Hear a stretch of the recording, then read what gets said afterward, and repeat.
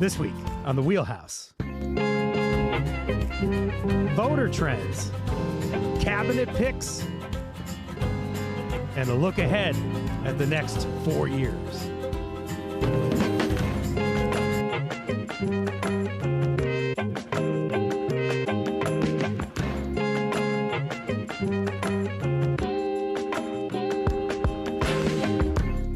For Connecticut Public, I'm Frankie Graziano. This is The Wheelhouse, the show that connects politics to the people. We got your weekly dose of politics in Connecticut and beyond right here. 2 weeks ago, voters across Connecticut hit the polls. The votes have been counted, the results announced. And now that the dust has settled, what do we know about what some are calling a red wave? This hour will move from updates on the new tabulators to Blue Connecticut's shift toward red. Later in the show, ACE reporters Ebong Udama, John Moritz, and Alex Putterman will be on the show with me. Joining me now, though, Jim Huttadine. And what a man he is, investigative editor for the Accountability Project here at Connecticut Public. Jim, great to have you on here today. Thank you, Frankie. Great to be with you. Great to have you on as well. Also with us, Maysoon Khan, investigative reporter for the Accountability Project at CT Public. Just joined the Accountability Project recently, already making her mark. Thanks for being here. Thank you. Happy to be here. Happy to have you on. And listeners, if you want to share a story about your voting experience, maybe you were one of those flip voters, maybe you voted for Biden 4 years ago and this time you voted for Trump, something like that, give us a call. We want to talk to you. Don't be shy. Give us a call today. 888-720-9677. Maysoon, you're going to get the first question here. I want to start with the tabulators. $25 million, right? It's this new batch of funding that came in to support democracy in Connecticut. And these machines actually run their ballots through after they've filled in all the ballots. Pilot program, to try out the new machines, right? How did that go? So the pilot program went pretty well. Very little hiccups that we know of, just kind of one reported issue in one town, which we'll get to later. But this was, again, as you said, part of a pilot program. So 9 towns/cities in Connecticut got these new tabulators. And they're ES&S machines. And ES&S, if anyone knows, they're kind of they're up there in terms of providing election equipment to, various states in the country. And so it's part of the state's effort to upgrade its aging election equipment, which we'll also talk about in a bit. But they got about 2,700 tabulators. All in all, went well. No complaints. What do they look like compared to the old machines? So these new machines, they kind of have a larger screen. So with people who might have issues with their sight, and I'm one of those people, it's pretty great. It makes the letters are a bit bigger, so you're able to kind of see, once you put your paper ballot in, you're able to kind of see all the inputs that you had. There is also kind of a pop-up screen that comes up if there's issues with your ballot. So if you, for example, selected 2 presidential candidates instead of 1, it'll flag that as an issue. So it runs a bit more efficiently than the older machines and a bit more accurately as well. So we have maybe more of a touchscreen kind of situation, whereas maybe you had one of those like large Epson printers or something like that from back in the day that you feed the ballots through. It seems like a more intuitive process this time around. Yep. You got a chance to talk to the Republican Registrar of Voters in Rocky Hill, Connecticut about the old machines. We're going to take a listen, actually, to what he had to say. We're very fortunate to become one of the towns because we needed the new voting machines. Our old voting machines they predate me by a long time. Tom Pugliese saying that these machines were old. Mm-hmm. And obviously they needed some new tabulators. What did you get from your conversation with Tom? So I think for the viewers especially, it's so important, the listeners, a lot of the voting machines that are used in Connecticut now are actually approaching 2 decades. And so a lot of the towns that we even saw some issues with the tabulators or voting machines that are old, they kind of run into a bit more hiccups. Sometimes the issues are harder to mend. So there was a kind of a dire need for new voting machines to just kind of make Election Day a lot more smooth and fluid. And so that's exactly what Tom and I spoke about. It's the old machines, there was a dire need to bring in the new ones. And so far it's went pretty well. There's a plan to bring the rest of the new voting machines to the rest of the state by the summertime of 2025 for the midterm elections. And so that's kind of the new project that the state's kind of working on to kind of implement this statewide and, get rid of all the old machines. So a bit of a slower rollout, as we saw with early voting and some of the other things that Connecticut is trying to do to support democracy. And speaking of democracy, Jim, I know you know a little bit about our survey that we did of listeners this year. You were very supportive to that effort. Thank you so much, Jim. Jim works with our accountability project, and he was helping us understand what maybe the top issues that listeners had on their minds were when we got all these results, and you kind of have to disaggregate all that data that we get. Because we had over 750 responses. Thank you all for your support. But one common response we heard from people was that they were worried about the state of democracy. Democracy at work during voting days, even with the minor hiccups that we had on Election Day that we'll kind of talk more about. Did the democratic process work well here in Connecticut? I know that's a big kind of question, but what do you got for me? That's a big J question as well. Sure. Well, I do want to say thank you to all of our listeners, our viewers who did fill out that election survey. We really got a robust response. And I did spend a lot of time going over those answers, and certainly I could see that concern about democracy and about the future of the country was a prevailing theme there. So that really helped us inform our coverage this season. So we appreciate everyone who did participate. In terms of what happened with democracy this time around, I think if you ask the Secretary of the State, Stephanie Thomas, I think she would enthusiastically tell you that democracy did work in Connecticut. She was out there as soon as the polls closed on Election Day. To say, we've got no major issues. I think what we saw around the state was what we kind of typically see in Connecticut. Occasionally some places with some long lines that bubble up during the presidential election, some hiccups with these older voting machines. But at the end of the day, things went pretty smoothly. I'll say voters also approved a ballot measure to potentially expand access to absentee ballot voting in the future. And so from that standpoint, you could look at this election and say, we really paved a way for more engagement with the democratic process in the future. Looking on your screen, you could see some of these new tabulators, and you could see democracy at work there. Jim mentioned that some of the issues that happened were with old machines. Were there recounts in any towns across the state? Recounts, excuse me. Yeah, we did.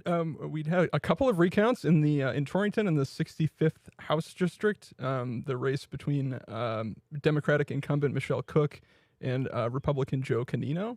That race did go to a recount, and Joe Canino came out on top. I think the unofficial results is something like 56 ballots in his favor. So I think things will be finalized soon in that race, but it looks like he is the winner in that race. Also, as a quirk or kind of an offshoot of that, that recount brought a Senate race that Torrington is part of within the margin where an automatic recount is necessary. And so we've had a recount taking place in 11 cities and towns that are part of that 8th Senate district. That is a race between Democrat and challenger Paul Honig against Republican Lisa Seminara. And so it looks like Honig's ahead in that race. I think as of last night, towns were doing the recount in that one.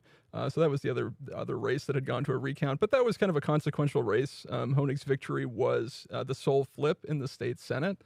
So it kind of helps the Democratic majority there kind of entrench itself a little more deeply if he takes that seat. Jim mentioned the race in the 65th. I have to share a transparency note with you. I'm related to the Republican candidate who won, Joe Canino, so we won't be diving further into that race today. You've been crunching some numbers based on how towns throughout Connecticut voted this year. What have you found? So I think a lot of us have been looking at these election maps that came out after the presidential election and looking nationwide at what looks like a pretty significant rightward shift in the electorate. And I think we saw that here in Connecticut as well. If you measure how towns voted in 2020 and how they voted in 2024, we see, statewide, a shift of about 5 percentage points toward Trump's favor. That played out in a huge swath of individual communities, too, of different types, big cities, smaller communities. We saw a similar shift toward Trump. Trump had maintained his support in big swaths of New London County and Windham County on the eastern side of the state and in Litchfield County to the west. People came out to vote for him in 2020 in those parts of the state, and they came back again this year. And similarly, Democrats were strong in their traditional strongholds around Greater Hartford, the big cities, the shoreline. But even in those communities, you did see a higher percentage turnout for Trump this time around. And Trump flipped 14 towns in Connecticut that had, the majority of people had come out to support President Biden in 2020. And this time around, we saw those places voting for President Trump. Not super huge margins, and I think we're going to get this with our panel later.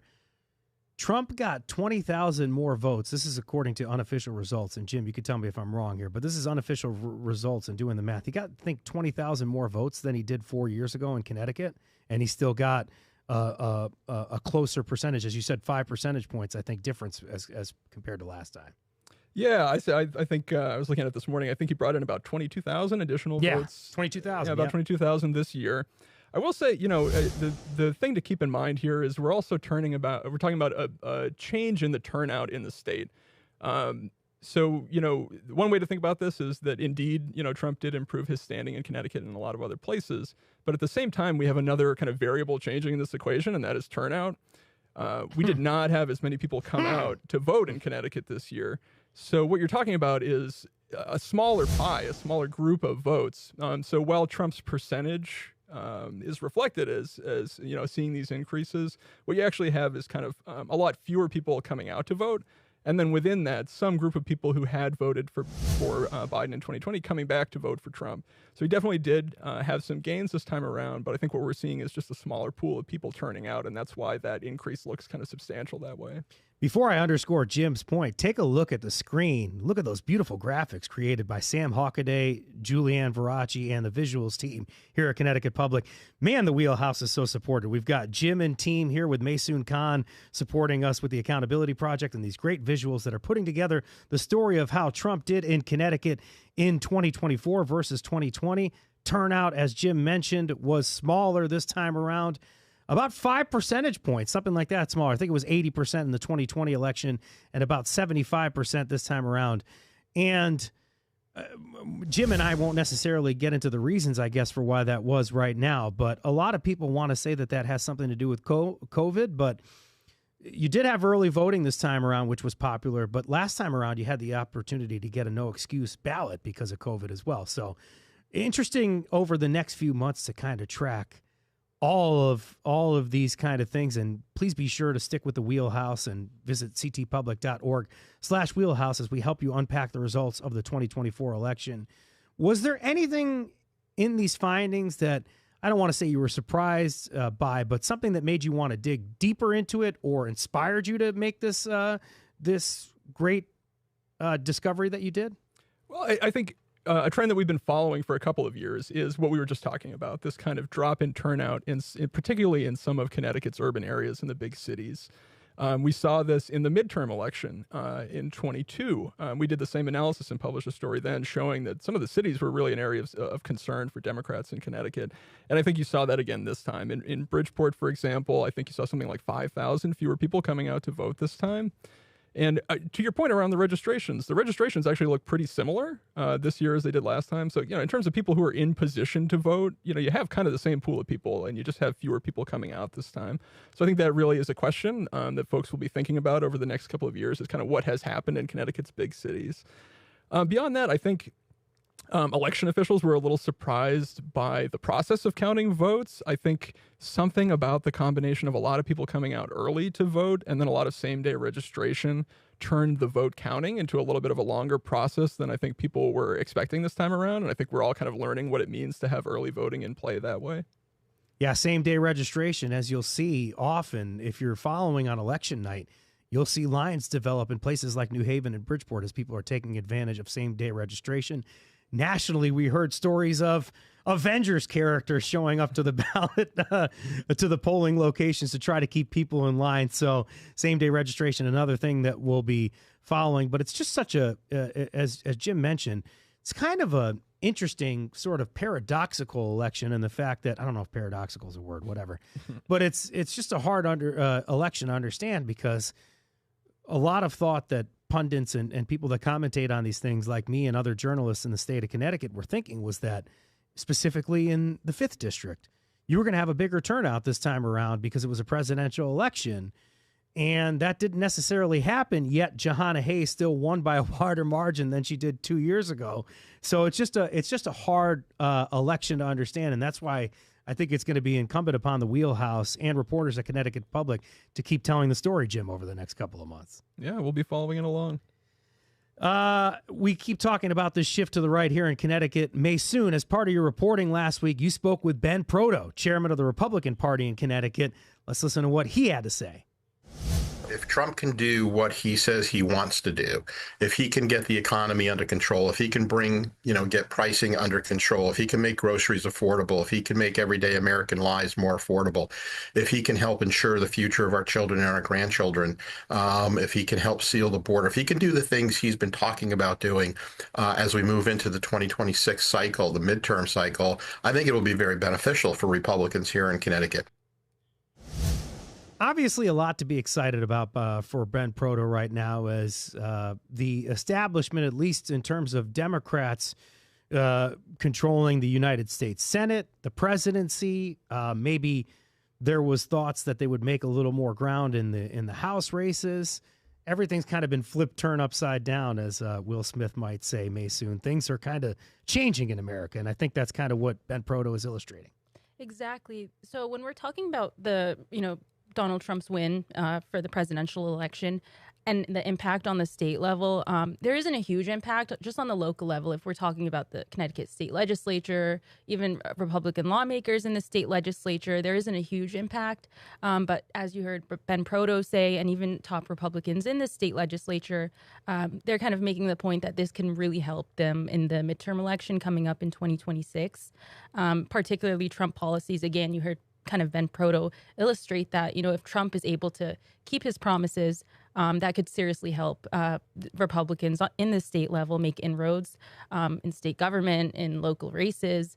And so that's kind of what they're kind of focused on. And so I think, that it makes a point to say that we're going to be turning our eyes to the midterm elections coming up and seeing how, this pans out. Yeah. Those Senate seats that we were watching in Fairfield County didn't flip. We did see what something happen in Torrington, where we had a candidate that was around for, I think, 8 terms or something like that, lost. And then, of course, you're talking about the national situation. And Jim didn't exactly say this, but you had voter turnout down.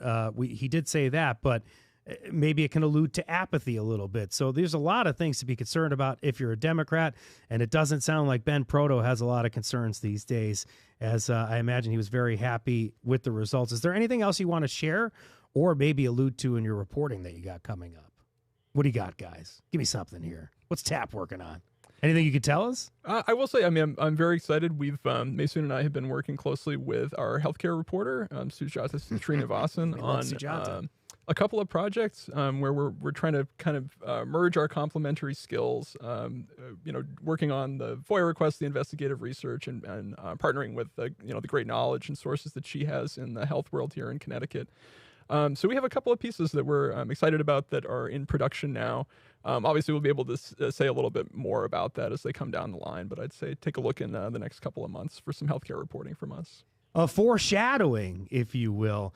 You can see an interview I did with Sujata last week that humanized gun violence and really focused on how the discourse impacts survivors at ctpublic.org, which is also the same place that you're going to find the great work that Jim, Maysoon, and Sujata are going to do together, and some of the other TAP colleagues that you have. We are so excited for that work that comes along. And welcome to the Wheelhouse, Maysoon Khan. Thank you so much for coming on. Thank you, Frankie. Jim, thank you for coming on, and thank you for supporting our survey this year. We appreciate it was very a much. pleasure. A lot of fun. From Connecticut Public Radio, this is The Wheelhouse. I'm Frankie Graziano. You've been listening to Jim Huddadine, investigative editor for The Accountability Project. And you've also heard Maysoon Khan, who's just joined The Accountability Project at Connecticut Public. Connecticut, a blue state, but that doesn't mean that Republican President Donald Trump's policies won't impact us here. That's coming up after the break. You can join the conversation, 888-720-9677. Make those phone lines glow, 888-720-9677.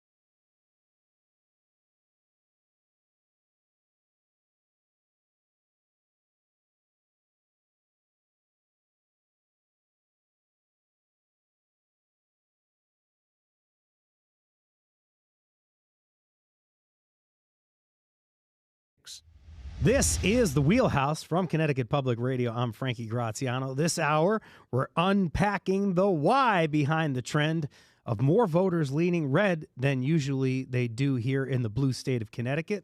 We'll hear more on that. Plus, look ahead at how Donald Trump's presidency will impact people across the state. Joining me now, excited to hear from him, Ebong Udoma, senior political reporter for WSHU. Ebong, thanks you so much for joining us today. Hi, Frankie. How are you? Good to see you again over Zoom here. I love your setup. Thank you. Also with us, John Moritz, state reporter for Connecticut Insider and Hearst Connecticut Media. John, it's great to have you on with us today. Thanks for having me. Good morning. Good to see you this morning. And also Alex Putterman, reporter at Connecticut Insider, CT Insider, and Hearst Connecticut Media. Alex, so good to talk to you as well. Great to be here, Frankie. If you got a question or comment about how Donald Trump's presidency might impact you, join the conversation. Still looking to hear maybe from somebody who voted for Donald Trump in this election, give us a call, 888-720-9677. Just want to know if you all were able to get a chance to listen to the last interview and had any response to what you heard from Connecticut Public investigative reporters Maysoon Khan and Jim Huddadine. Alex, have you had a chance to speak with voters since the election? Yeah, I thought the first segment summed up the trends very well. And yes, I have. Our whole team went out to some sort of key towns and cities in Connecticut and spoke with voters. And, we heard a lot of what you would expect to hear. Connecticut is a blue town. We certainly heard from Harris voters. We also heard from Trump voters. We heard from people who, I think this was maybe most telling in my experience, talking to a guy who voted for Harris, is glad he voted for Harris, Democrat, no doubt, but he said, I get why Trump appealed to people in this election, even in Connecticut, even in Hartford, where we happen to be. He felt that Trump was a little bit more relatable. He used the term more down to earth. And again, this is a guy who voted for Harris and was disappointed that she lost. But it didn't seem like people necessarily were shocked. I think, Trump has an appeal, and even if not everybody understands it 100%, there's no denying it. Alex, I did say that there is a trend where more people are voting red in Connecticut. 22,000 was the number I think we had more votes for Donald Trump than there were 4 years ago. But you see Jahana Hayes got a little more support in the 5th District than she did this time around 2 years ago. It seems like there was a lower turnout, I think by 5 percentage points or something like that. Is it that more people are voting red in Connecticut, or are less people coming out? Maybe it's a little bit of both. What do you think? Yeah, definitely a little bit of both. I would say what you mentioned with Jahana Hayes was kind of a national trend where Democrats a little bit down ballot did well. Democratic senators won in states where Trump won. On the other hand, in the presidential race, I think you're right. It was a combination of a little bit more support for Trump and then also people staying home. I also talked to people in Hartford who didn't bother to vote because they just, don't feel like the candidates are speaking to them. Or, in particular, I think in some circles, Kamala Harris was a really exciting candidate that got people, ready to volunteer and donate money. And then in other circles, they didn't really get the appeal or didn't feel like she was speaking to them. So I think it was definitely some of both. Some voters turned to Donald Trump 8 years ago when there was that talk of drain the swamp. And this time around, I would imagine, as Alex is mentioning, they see Trump as this kind of change maker, whether or not it's for the good or not. But we want to get into that a little more in a little bit. But first, let's hear from Tim from Willimantic. Tim, go ahead. I want to hear from you and what you got to say this morning. Thank you for calling into the Wheelhouse. Well, I just wanted to tell you that I went all Democrat, all across the line. I was told I couldn't put Pamela Harris's name in on the ballot. I was like, what? Well, they came back and they said, no, you can't. Just put a Democrat and we'll put it in for you. I was like, oh, yeah? Well, that being said, I have another friend of mine who lives over in Mantic, and he also did put in Pamela Harris's name, too. So you voted for Kamala Harris. You didn't vote for Donald Trump. So if people are mad in America about the results, they can't blame Tim from Willimantic, is what you're saying? Yes, absolutely not. How are you doing in Donald Trump's America here as we move on here and he's the president-elect? How are you doing today? Not good at all. When I just heard that he's going to hire the lady that runs the WWE, friggin' Linda hire McMahon. her as McMahon, yeah, as a friggin' education lady. She has nothing to do with education. She was in the board of education for a little while before she went to turn to go run for a senator. That's the only experience she has. Tim, thank you so much for calling us this morning. It was so good to talk to you and hear from you. Linda McMahon, 4 years ago, John Moritz, was finishing up her run in the Small Business Administration in a Donald Trump cabinet, and it sounds like she's going to be back, at least preliminarily. So Tim from Willimantic, shocked by that appointment. Anything you want to react to from what you just heard from Tim, or at least when Donald Trump assumes his presidency in January, he says he's going to fulfill the promises he's made. Remind us maybe of what some of those promises are. Well, he certainly made a lot of promises throughout the long campaign. Probably the biggest one that sticks on most people's mind. The first thing people think of when they think of his campaign is his promise for mass deportations. And that was something that he repeated both on the campaign trail, but was also actually written into the Republican Party policy platform that was adopted at the GOP convention in Milwaukee this summer. Looking at Connecticut, he's promised to repeal the Biden administration's electric vehicle mandates, which, if you've read our reporting in the last year, Connecticut has reverted to following rather than some stricter mandates out of California. So if he follows through on that, that'll certainly be an impact in Connecticut. And then, he's like all candidates, he spoke a lot about taxes.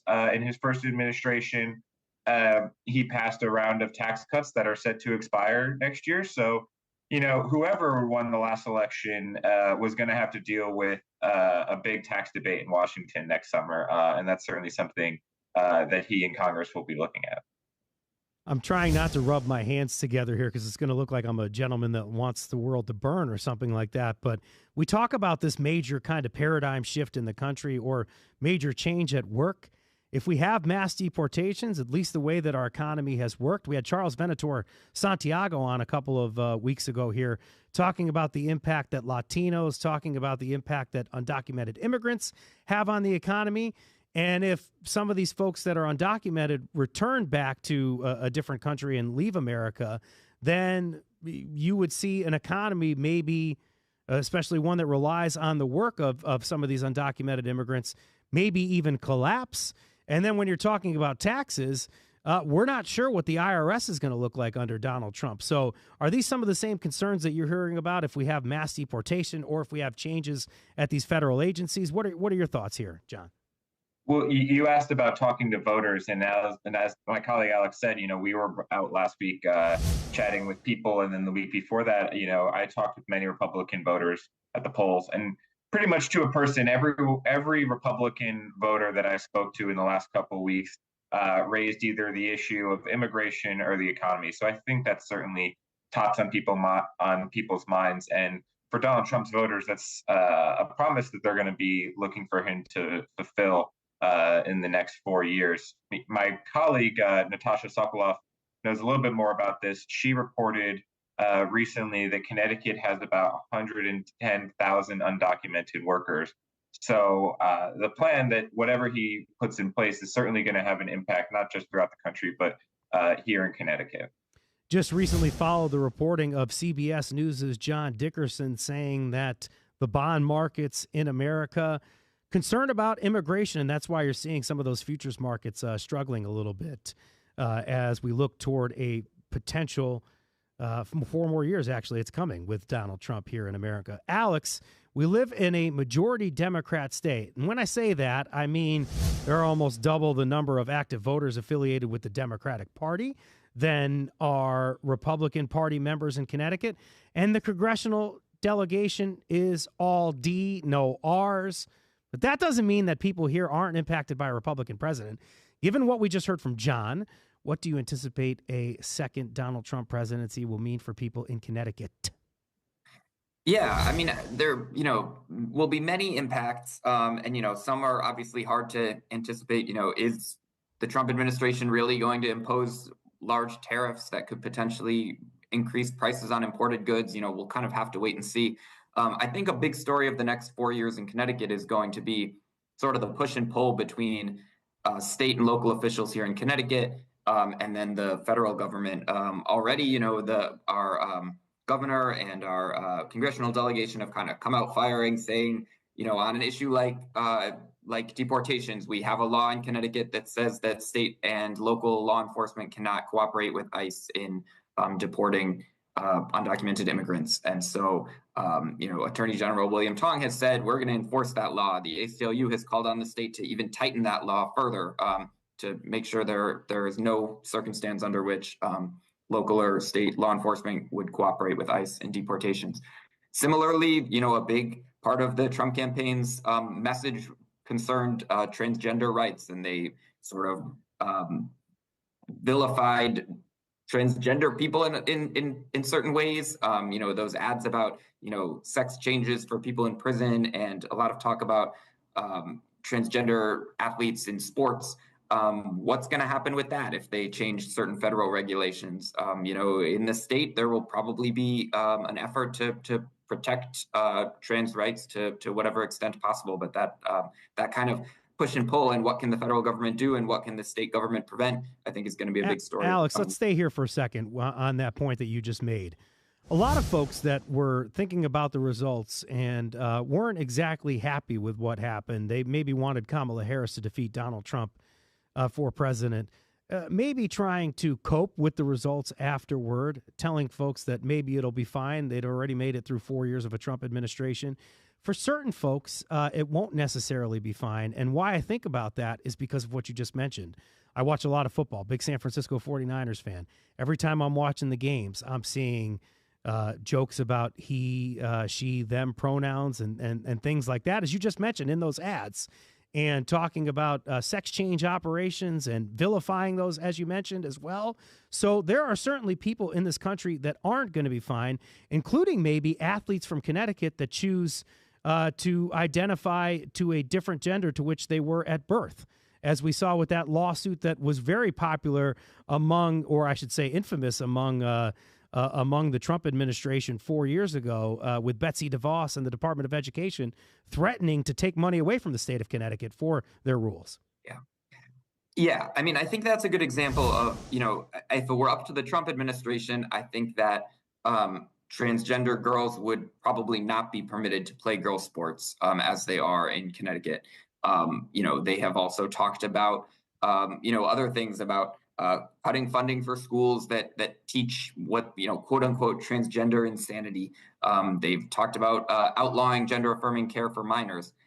I think a lot of that will be difficult. I mean, we still have a separation between, state powers and federal powers. And I think ultimately, it would be hard for the Trump administration to unilaterally, tell states what to do in some of these areas. However, to your point, I think this is going to be an issue we hear about a lot. And I don't think, regardless of what the policy outcomes wind up being, I could imagine it not being fun for a lot of transgender people to have to sort of like live through sort of the politicization and debate about sort of their very existence. I think even in a psychological sense, it could be a very difficult 4 years.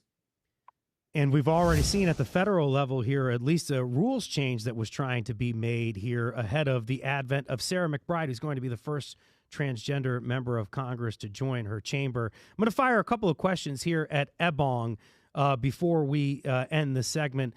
Ebong, before I ask you about something that's happening in Connecticut to protect folks against potential national restrictions, I want to just kind of toss at you what we were talking about with tariffs and maybe something that became too hard for the Biden administration to manage. We are certainly looking at, because of the way the tariffs are, because of some of the policies in the prior Trump administration, it looks like inflation, at least experts are predicting that inflation will go back up.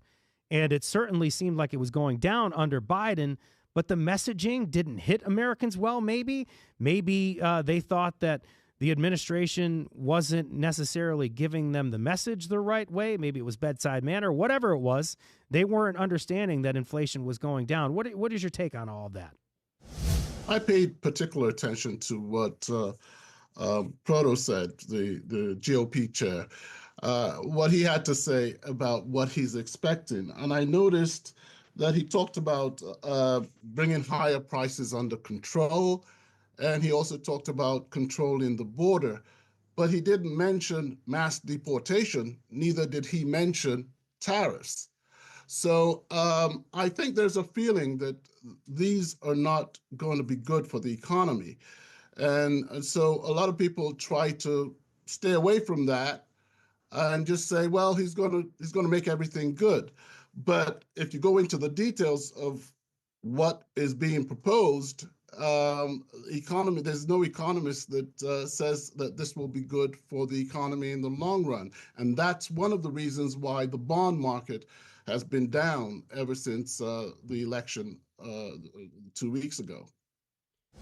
Many groups across the state have mobilized since Trump's victory, obviously, and you kind of heard Alex Putterman hint at that, at least regarding the ACLU and immigration. Another front, Reproductive Rights Connecticut establishing a new abortion legal hotline. Is that correct? What's that hotline going to do, and who's behind it? Well, basically, the Attorney General, William Tong, is pretty much going to be the point person dealing with the Trump administration. As a matter of fact, the Democratic attorneys general are getting together to try and have some type of unified front to challenge a lot of these proposals from the Trump administration that's anticipated. They're already anticipating a lot of this stuff. And William Tong was Attorney General when Trump was in the first time. So he says they have quite a bit of experience dealing with this. And so what's going on with the hotline is that it's really set up to help people from out of state who are seeking to come to Connecticut, and it will connect them with providers here.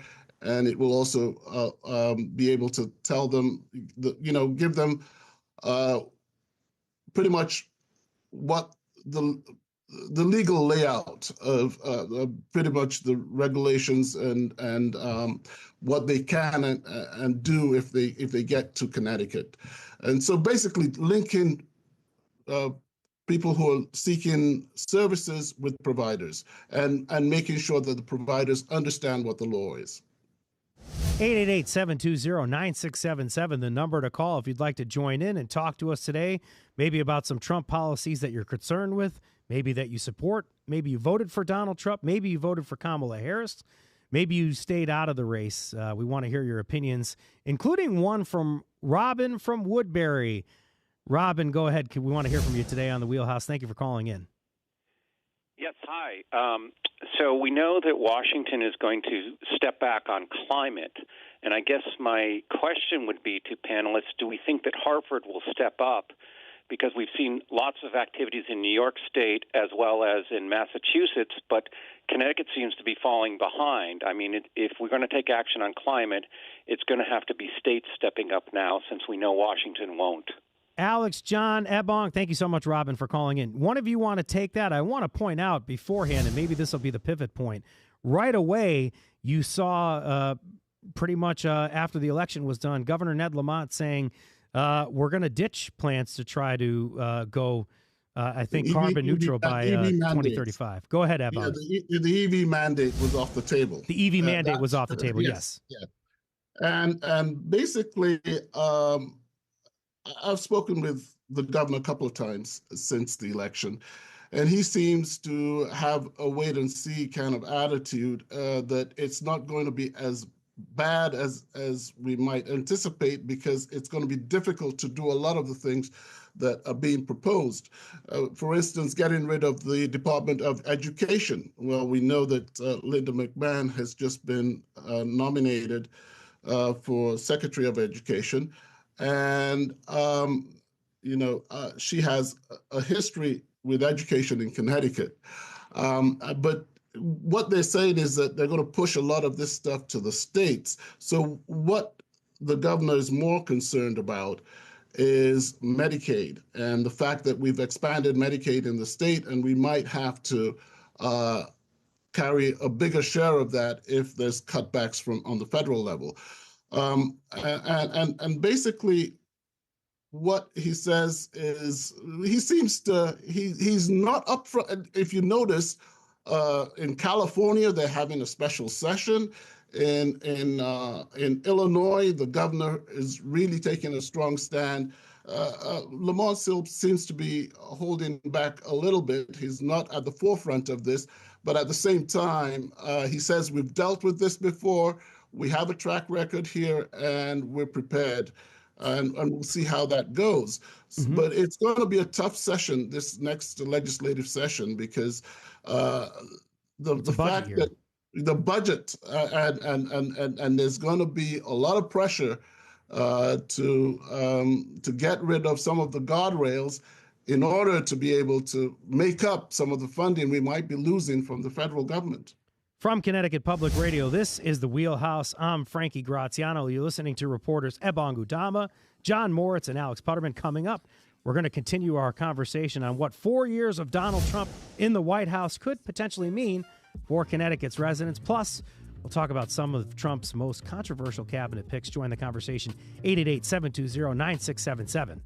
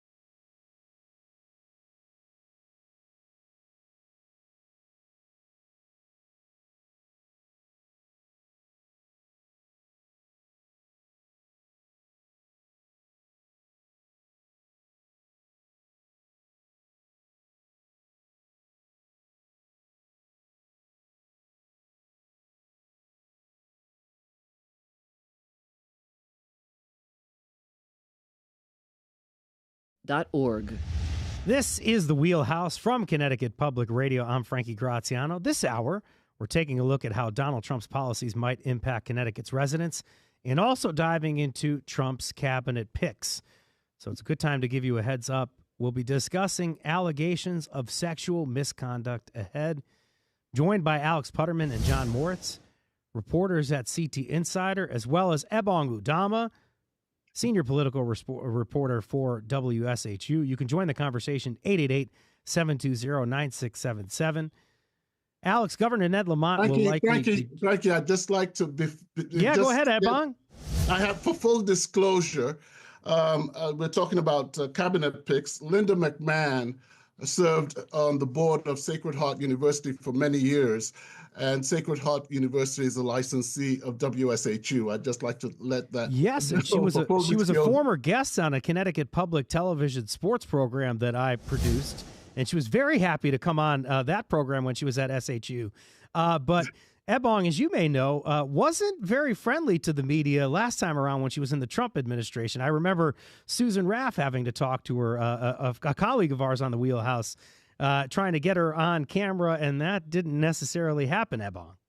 She actually had the lowest profile of any cabinet member. And that's hard to do in that administration, Ebong. Hey, well, let's go to that in a second, but I do want to ask Alex this question. Governor Ned Lamont's going to join us in the Wheelhouse in the next few weeks to talk about the outcome of the presidential election. Governor Lamont has he spoken out about the state's stance on people who identify as transgender? That was a group that Donald Trump slung quite a few attacks at during his campaign for presidency. Yes, the day after the election, the governor made very clear that he doesn't intend to back down from defending transgender rights. He brought that up. One of the first things he said, to quote, he said, they spent hundreds of millions of dollars mocking kids like this over the last 3 or 4 months. And I'd just like to send a message. Yeah. Here in Connecticut, we love you. We're all God's children. Your friends want to see you in school tomorrow.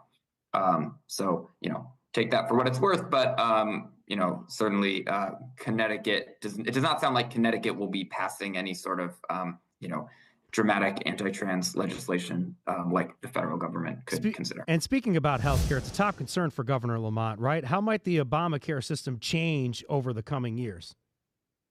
Yeah, I mean, that's a huge question. Even during the campaign, it was sort of hard to tell exactly whether Republicans want to go through that fight again of trying to repeal the Affordable Care Act, or whether, they tried that in 2017, 2018 during the first Trump presidency, and they were not successful. They could give it another go. I think it would, be polarizing. A lot of people get their health insurance through the Affordable Care Act. That would certainly be kind of a seismic impact. 126,000 people in Connecticut alone get health care through the Affordable Care Act. So that would be a giant thing if they were to go after that. We have another caller into the wheelhouse this morning. Oh, we love the participation. 888-720-9677, the number to call if you want to get on the line. Jerry from Wyndham, go ahead.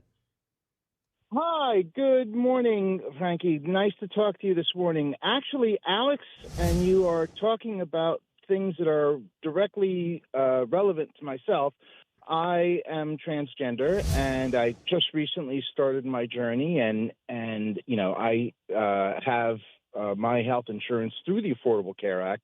And my concern is that at present, the medications that I have to take in order to continue my journey are covered. And I'm just I know you have said that, Alex, that the governor is concerned and he's put his full behind it. But what actions are we taking in the state legislature to assure that maybe a local Connecticut version of the ACA will help people like myself and others that identify as something other than the sex that they were born? Alex, before you take that question, let me thank you so much, Jerry, for calling us. And we're thinking about you at this time, Jerry. Thank you so much. Please keep in touch with Connecticut Public. I appreciate your phone call. Go ahead, Alex. Yeah, I'll just say that's a really good question, and I don't necessarily know the answer. I will say that I think a big story in Connecticut's coming legislative session, which starts in February, is going to be sort of different ways to sort of put up guardrails and protect against things that the Trump administration might try to do that Connecticut's state government might not and I think there will be all sorts of proposals around that. My advice to Jerry would be to get in touch with your local legislators and raise that concern. And, for all we know, there could be a law, directly as a result of that advocacy. So that is definitely an interesting issue and something to watch. Ebong, you already talked about Linda McMahon as one cabinet pick that you wanted to talk about. We only got a couple of minutes left on the show. John, is there one you want to point out here that you're thinking about? Well, as far as what our senators have said, they've kind of held their fire, so to speak, so far, with one notable exception being Trump's promise to nominate former Florida Congressman Matt Gaetz to the position of Attorney General. Our senior U.S. Senator, Dick Blumenthal, sits on the Judiciary Committee, and within hours of that pick being announced last week, he was out vocally saying that he did not think Matt Gaetz met any of the qualifications for the role, and that he'll be voting no. It's probably important to note, it looks like at this point, Republicans will have 53 seats in the Senate, so they can pass any of Trump's cabinet picks without any Democratic support. The key question will be whether they can prevent 3 of their own side from crossing over and opposing any of these picks. Ebong, you got about 35 seconds to give me your final thoughts on cabinet picks here before we go to Alex. I'd just like to mention Lee Zeldin from Long Island, who's the EPA nominee for EPA, and he's been one who's been a big climate change denier. He wasn't that way when he was in Congress and when he used to talk to us, but since the last Trump administration, he stopped talking with us. So it's been hard to get him on the phone. But he's somebody that we're actually. Ebong is concerned about that. Thank you so much for that. He's also talking about Linda McMahon. Really quickly, Alex. Yeah, I think we should mention Robert F. Kennedy Jr., who's been nominated to lead the Health and Human Services. Vaccine skeptic, has proposed removing fluoride from drinking water. I don't think that will actually happen in Connecticut, but it's something to keep an eye on what he's able to do over there. Alex, thank you so much. Thank you so much to John and Alex who work at CT Insider. You can see their work at ctinsider.com. And Ebong Udama, senior political reporter at WSHU. Thank you all for joining us this morning. Thank you. Today's show produced by Chloe Wynn, edited by Robin Doyen-Aiken. Our technical producer is the maestro Dylan Reyes. If you got time, Connecticut Public has a new 7-part podcast. It's called Generation Barney. Please listen to this podcast. Please subscribe. It's also about the media that shaped us. You can listen on your favorite podcast app at ctpublic.org/Barney. And thank you so much for listening to The Wheelhouse. We'll see you next week.